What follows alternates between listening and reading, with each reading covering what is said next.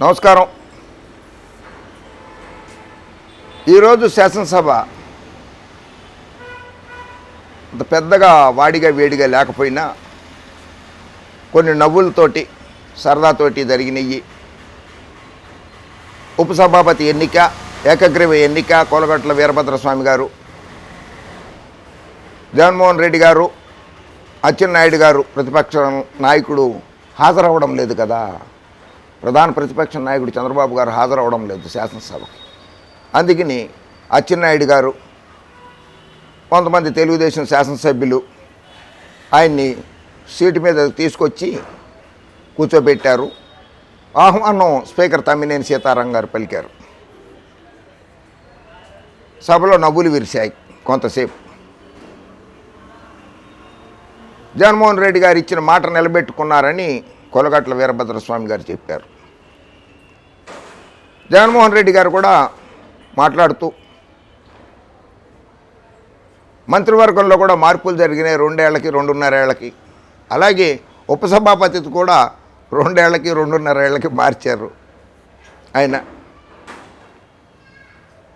సామాజిక వర్గాలలో కూడా ఉన్న రాజ్యసభ సీట్ల కేటాయింపులో కావచ్చు, మంత్రివర్గ కూర్పులో కావచ్చు, వైశ్య సామాజిక వర్గానికి సముచిత ప్రాధాన్యం దక్కలేదనేటువంటి అపవాదం ఒకటి ప్రజల్లో వినపడినట్లున్నది. అందుకని వైశ్య సామాజిక వర్గానికి చెందిన కోలగట్ల వీరభద్రస్వామి గారిని ఉపసభాపతిగా నిర్ణయించినట్లుగా ప్రజలు అనుకుంటున్నారు. పోలవరం ప్రాజెక్టుకు సంబంధించి జగన్మోహన్ రెడ్డి గారు డీటెయిల్డ్గా ఆడియోలు, వీడియోలు, జీవోలతో సహా అన్నీ ప్లే చేసి మరీ సభ్యులందరికీ సవివరంగా చూపించడం చాలా బాగుంది. అలాగే బాబుగారు పోలవరంని ఏటీఎంలాగా వాడుకున్నారని చెప్పి సాక్షాత్తు ఈ దేశ ప్రధానమంత్రి నరేంద్ర మోడీ గారు కూడా వ్యాఖ్యానించారు. ఎనీ టైం మనీ, ఏటీఎం అంటే ఎనీ టైం మనీలాగా వాడుకున్నారు బాబుగారు అన్నారు. మోడీ గారు అన్నారు. బాబు గారు అయితే శాసనసభకు రావడం లేదు. అలాగే ఎర్రనాయుడు గారు బిజినెస్ అడ్వైజరీ కమిటీలో జగన్మోహన్ రెడ్డి గారు ప్రతిపాదించారు ఈఎస్ఐ స్కామ్ గురించి. దాని మీద కూడా చర్చలు జరుపుదామని అడిగారు మిమ్మల్ని, అచ్చెన్నాయుడు గారిని. ఆయన సరిగా స్పందించలేదు. అలా స్పందిస్తారో లేదో తెలియదు, కానీ ఒక విషయాన్ని గుర్తు చేయదలుచుకున్నాను ఇక్కడ.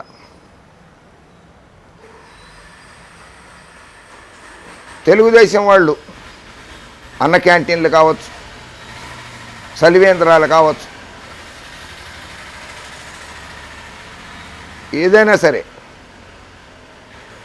తూతు మంత్రంగానే జరిపించేశారు. కానీ తెలుగుదేశం వాళ్ళు నేర్చుకోవాల్సింది, వైఎస్ఆర్ కాంగ్రెస్ పార్టీలో కూడా కొందరు నేర్చుకోవాల్సింది ఈ కామూరి రమణారెడ్డిని చూసి నేర్చుకోవాల్సిందే.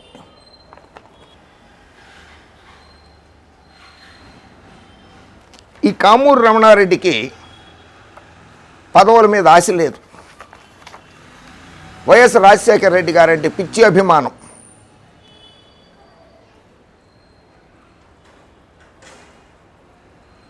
తన శాయశక్తుల కృషి చేస్తూ రాజన్న ప్రజా భోజనశాలను ఏర్పాటు చేశారు. 5 రూపాయలకే భోజనం పెడుతున్నాడు ఆయన. అలాగే ఈఎస్ఐ స్కామ్ చేసినట్టు అచ్చెన్నాయుడు గారు ఈఎస్ఐ స్కామ్ చేసినట్టు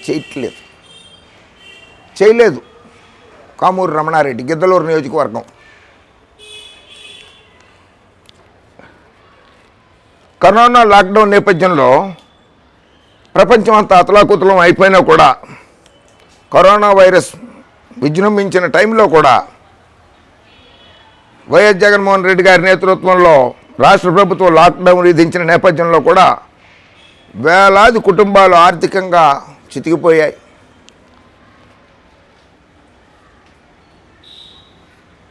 కరోనా వైరస్ సోకిన వారి ప్రాణాలు కాపాడడానికి ఈ కామూరి రమణారెడ్డి గిద్దలూరు నియోజకవర్గంలో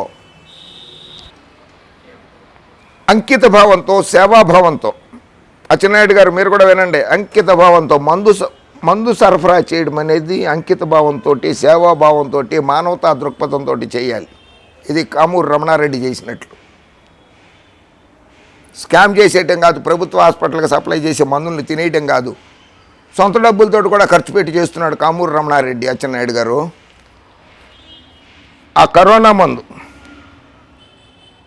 30,000 మందికి ఆనందయ్య కరోనా మందుని, తదితర మందుల్ని, అవసరమైనటువంటి మందులన్నింటినీ 30,000 మందికి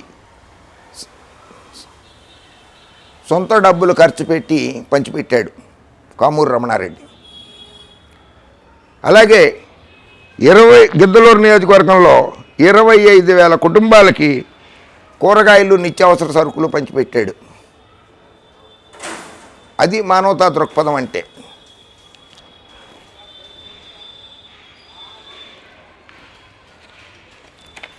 పదిహేను వేల మందికి గిద్దలూరు నియోజకవర్గంలో హోమియోపతి మందులు, ఆయుర్వేదం మందులు ఉచితంగా అందించాడు కామూరు రమణారెడ్డి.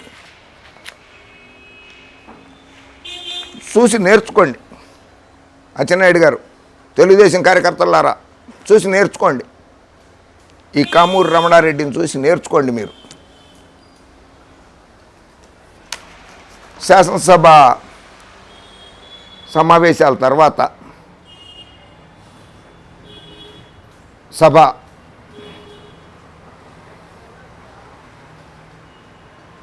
ముగిసిన తర్వాత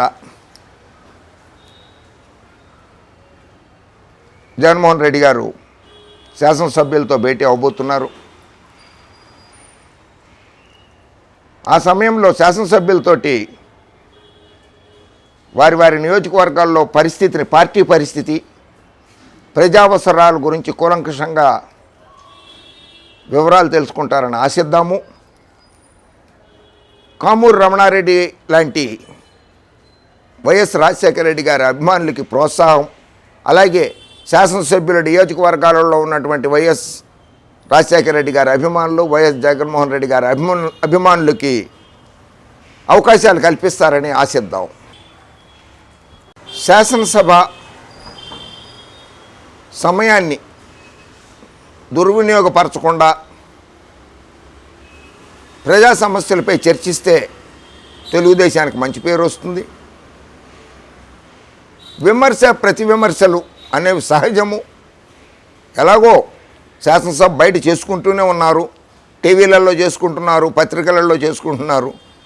కానీ శాసనసభను మాత్రం ప్రశ్నోత్తరాల సమయం, 0 అవరు, తదితర శాసనసభ వ్యవహారాలన్నీ కూడా సజావుగా సాగితే ప్రజలు హర్షిస్తారు, ప్రజలు ఆమోదం తెలుపుతారు. కనుక యువకుడైనటువంటి జగన్మోహన్ రెడ్డి గారు చక్కగా పరిపాలిస్తున్నారు. ఆయన ప్రభుత్వానికి తగిన సూచనలు ఇవ్వండి.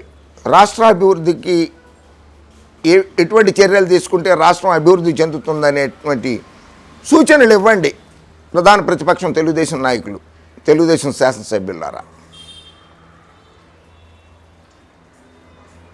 బాబు గారు, అచ్చెన్నాయుడు గారు, మీరు కూడా మీ పార్టీ కార్యకర్తల్ని చెప్పండి, గిద్దలూరు నియోజకవర్గంలో కామూరు రమణారెడ్డి అనే వైఎస్ రాజశేఖర రెడ్డి అభిమాని ఉన్నాడు, అతను ఎటువంటి సేవా కార్యక్రమాలు చేస్తున్నాడు, వెళ్ళి చూసి రండి, అలాగే మీ నియోజకవర్గాల్లో చెయ్యండి అని ఒకసారి చెప్పండి.